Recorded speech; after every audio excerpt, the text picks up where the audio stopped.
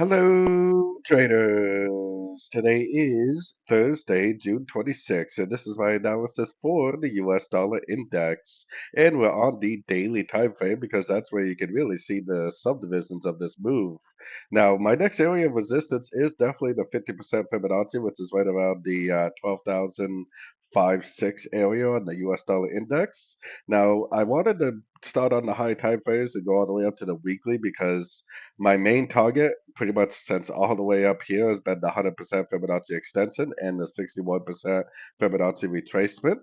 But this 50% level also could be an area where we could get the end of an ABC correction and the continuation of this uptrend. So we definitely do need to keep an eye on this 50% area that we are approaching. So going all the way down to the 1 hour time frame, I left this Fibonacci retracement on here yesterday because yesterday we definitely had a very didn't have a very deep correction. It was a very shallow correction, only a 23% pullback.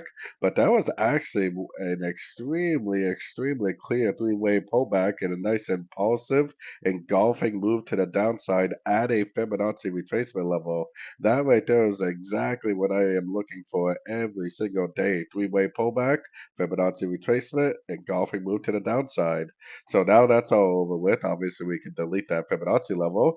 For me personally, I would have to wait for another pullback on the dollar. I mean, whether it's going to happen now or whether it's going to keep drifting down to the lower fib level, I don't know. I just know that I am definitely still only looking for shorts on the dollar via the dollar pairs themselves, and I'm only looking to go short at the end of three-way pullbacks and Fibonacci bounces. So I'm definitely waiting patiently for more pullbacks and more Fibonacci bounces for more entries to go short.